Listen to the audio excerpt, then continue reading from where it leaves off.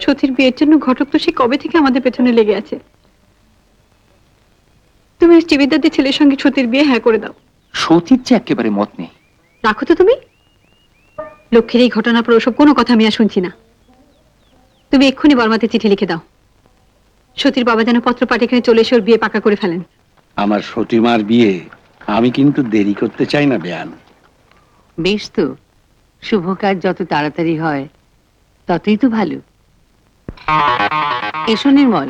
একটু দেরি হয়ে গেল মামুনি। এ আমার অ্যাটর্নি নির্মল পালিত। একে আমি নিজের চেয়েও বেশি বিশ্বাস করি। নমস্কার। নমস্কার। বসো। হ্যাঁ, বর্মাতে ভুবনেশ্বরদার বিরাট কাঠের ব্যবসা। আপনাদের কথা শুনে পরিচয় পেয়ে আপনাদের পরিবারে মেয়ে দেবার জন্য দাদা বর্মা থেকে কলকাতায় ছুটে এসেছে। আমি সাধ্য মতন আমার মেয়েকে সাজিয়ে গুছিয়ে দেব বেয়ান। সতী আমার বড় আদরের মেয়ে।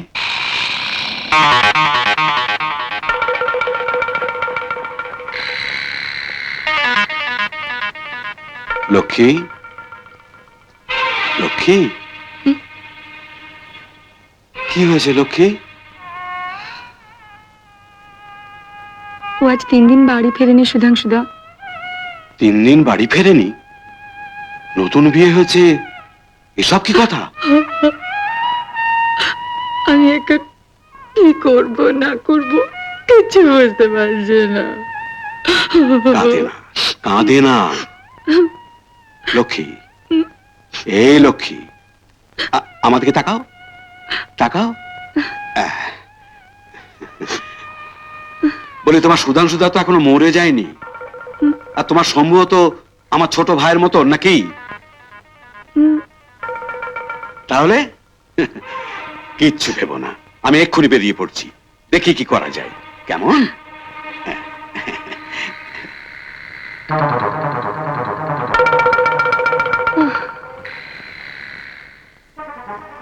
দরজাটা বন্ধ করে দাও লক্ষ্মী।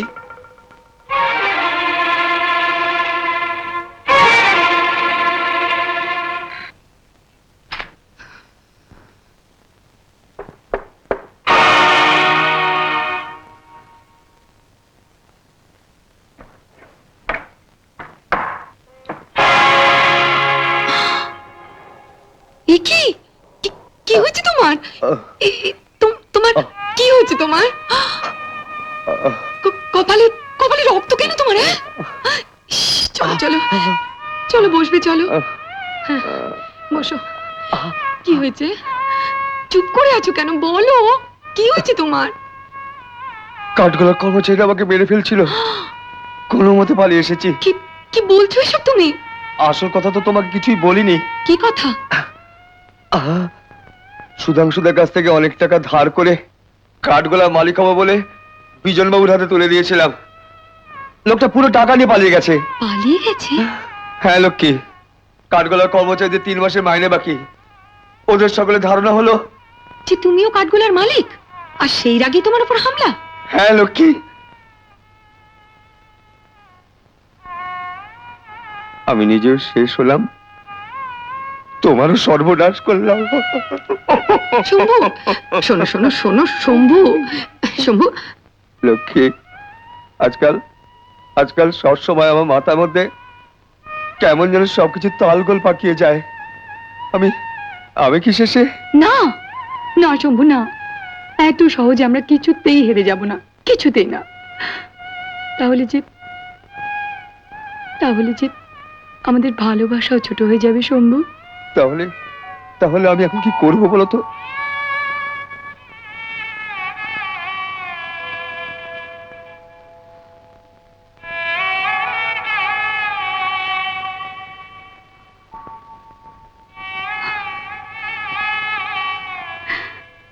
তোমাকে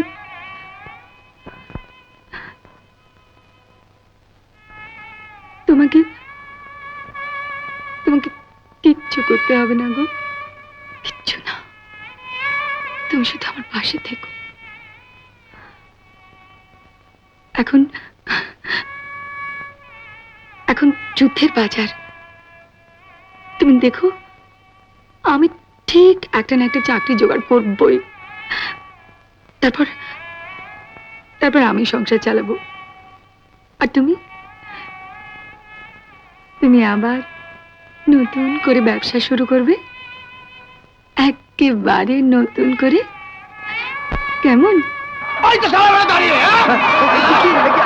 পালিয়ে এসে বইয়ের আঁচলের তলায় বসে আদর খাওয়া হচ্ছে, হ্যাঁ? না না না, মারবেন না, মারবেন না, ডাক্তাররা মারা কি করছেন? মারবেন না। ছেড়ে দিন। কি করছেন? ছেড়ে দিন। আরে, ছেড়ে দিন ওকে। না না, মারবেন না, মারবেন না, দোষ করেনি ও কোনো। ছেড়ে দিন, পায়ে পড়ি, ছেড়ে দিন, ছেড়ে দিন ওকে। ও কোনো দোষ করেনি, ও কাঠগোলার মালিক নয়, বিশ্বাস করুন, ও কাঠগোলার মালিক নয়, ও আপনাদের টাকা পয়সা নেয়নি। 3 দিনের মধ্যে যদি আমাদের সমস্ত পাওনা গন্ডা বুঝে না পাই, তবে আবার এসে তোমার সামনেই ওকে জবাই করব, মনে থাকে। চল।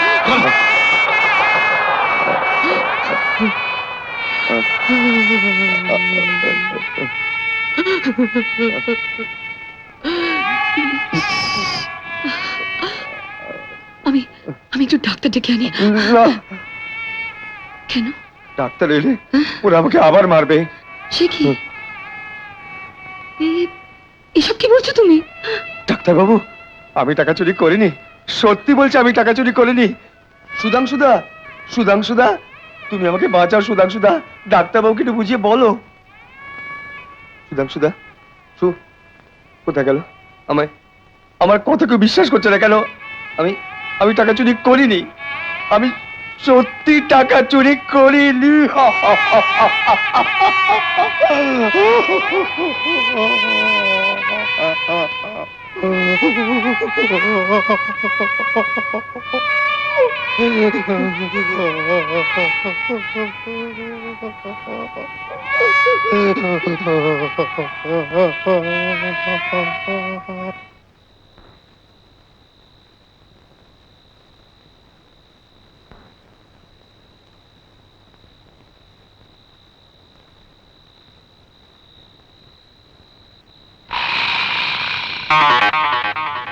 কি হলো লক্ষ্মী?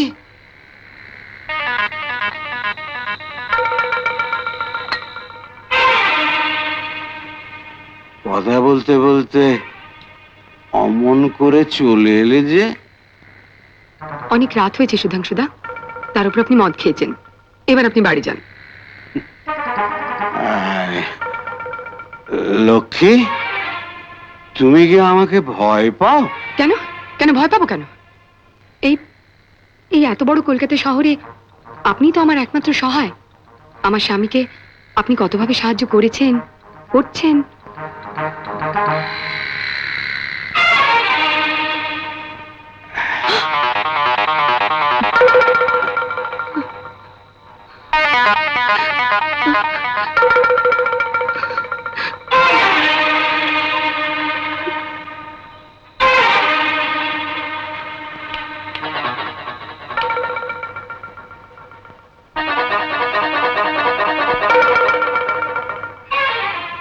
দেখো লক্ষ্মী, তুমি আমাকে ঠিকই বুঝেছ। আমি আমি তোমাকে চাই। ছি! আচ্ছা সুধাংশুদা, অসহায় সহায় হলে বুঝি সুযোগ নিতে হয় তার উপর?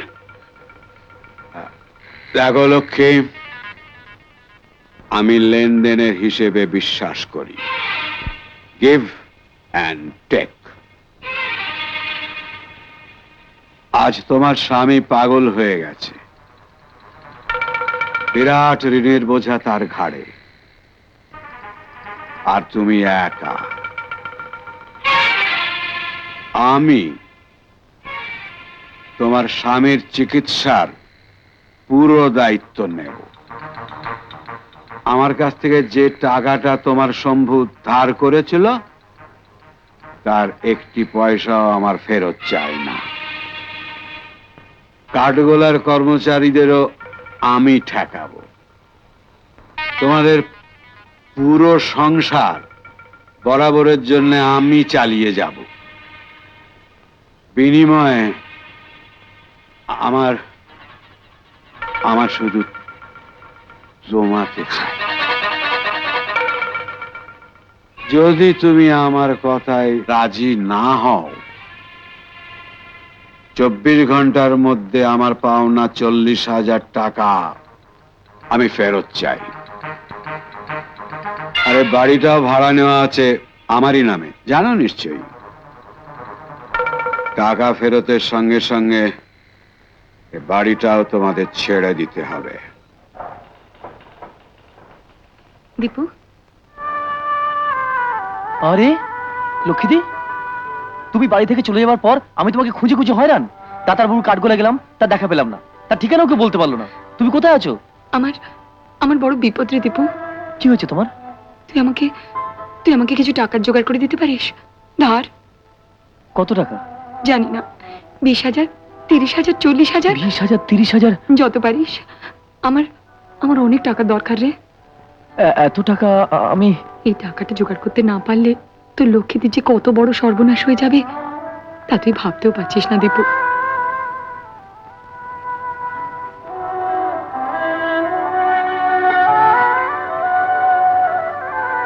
দীপু, এই দীপু, হুম? কিছু বলছিস না যে? পারবি না টাকাটা জোগাড় করতে? দীপু, এই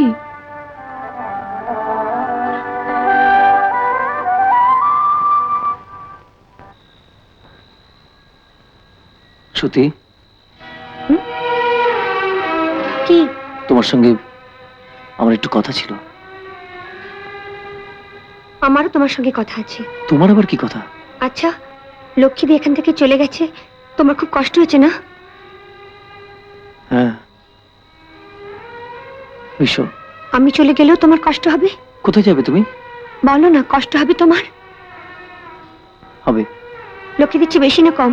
তোমার কি হয়েছে বলো তো? বলো না, লক্ষ্মী দিচ্ছে বেশি না কম? সত্যি, বলো। তোমার সঙ্গে আমার একটু দরকার আছে। দীপু, কি? তোমার মনে আছে কি? আমি একদিন তোমাকে বলেছিলাম তুমি আমাকে যেতে না দিলে আমি এখানে থেকে যেতেও পারি? সত্যি? বলো। সত্যি, আমি তোমার কাছে একটা জিনিস চাইতে এসেছি। দীপু, তুমি আমার কাছে যা চাইবে আমি তোমাকে তাই দেব। বলো কি চাও? আমার আমার বলো না দীপু, বলো। আমার আমার কিছু টাকার দরকার সত্যি।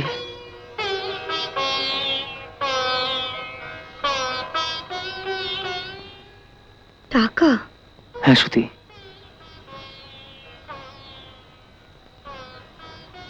তুমি তুমি আমার কাছে টাকা চাইলে দীপু? টাকা পেলে তুমি খুশি? হ্যাঁ সত্যি, টাকাটা পেলে একজনের... কত টাকা? কত টাকা চাও তুমি? 200, 500, 1000? যত পারো, তুমি যত জোগাড় করতে পারো। ধার আমি মাইনে পেলে মাসে মাসে সব শোধ করে দেবো। ঠিক আছে, দেব। তুমি এখন যাও। সত্যি, ধরো আজ কিছু দিলে আবার... দীপু, তুমি এখান থেকে যাও। সত্যি, আসলে কি হয়েছে জানো, টাকাটা না... তোমার পায়ে পড়ে দীপু, তুমি আমার চোখের সামনে থেকে যাও। তোমার এই টাকাটা পেয়ে গেলে একজনের...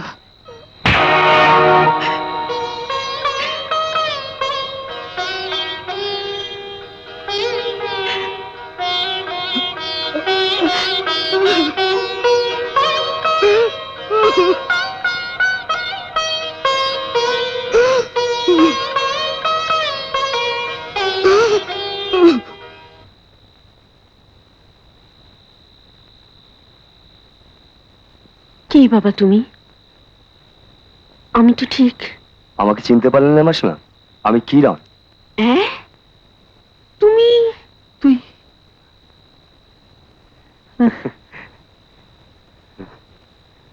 তুই সেই কিরণ? সেই কিরণ তুই? হ্যাঁ রে, তা এরকম অদ্ভুত সাজ করেছিস কেন? হ্যাঁ, মৃত্যুর চোখে শেষ পর্যন্ত ধুলো দিতে পারবো না জানি, কিন্তু ইংরেজ সরকারকে এ সাজে অনেক ঘোল খাওয়াচ্ছি বহুদিন ধরে। পুলিশ কি রে কিরণ? হ্যাঁ মাসিমা, দীপু, যার জন্য এখানে আসা, আমাদের হেডমাস্টার মশাই প্রাণমত বাবু, হ্যাঁ, হ্যাঁ। তিনি কিছুদিন ধরে তোদের দেশে গেলাম ব্যাটরাতে স্বদেশী কাজ করতে গিয়ে হঠাৎ খুব অসুস্থ হয়ে পড়েছেন। সে কি? হ্যাঁ রে, তিনি তোকে খুব দেখতে চাইছেন। মা, আমি এক্ষুনি দেশের বাড়ি রওনা হব। আমিও তোর সঙ্গে যাব বাবা। আমি একটু আসছি। আয়।